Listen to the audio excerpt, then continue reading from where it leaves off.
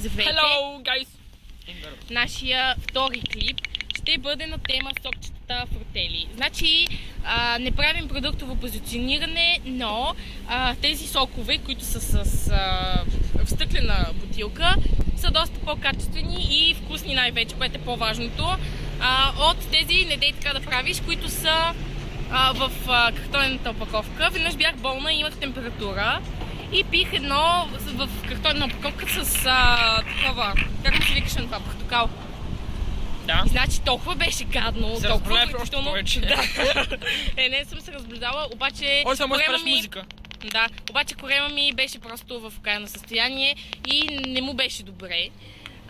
Са били развалени или... Не са били развалени, обаче бяха направени от степчета такива, дето с портокал, най-обикновени. И дадохме 2,50 за едно такова. Аз по-добре да бех си взела едно степче, то е 20 стотинки, там по-вкусно ще стане сигурно.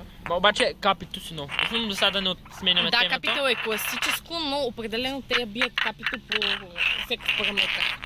Така че... Са много малки, свърде с го. Да, супер малки се, не може изобщо човек да се наяде с него. Да се напие.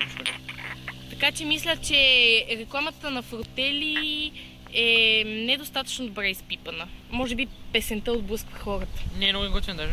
Да, бе, да, по-добре аз да... И да щупа всички прозорци. Той е тук с теб, Не. Получих ушевно отравяне. Отравяне на ушите. My ear is bleeding. Окей. И може би второто ни клипче не беше перфектно, но се надявам отново да се абонирате за моя канал и да го харесате и да има повече от 10 гледания.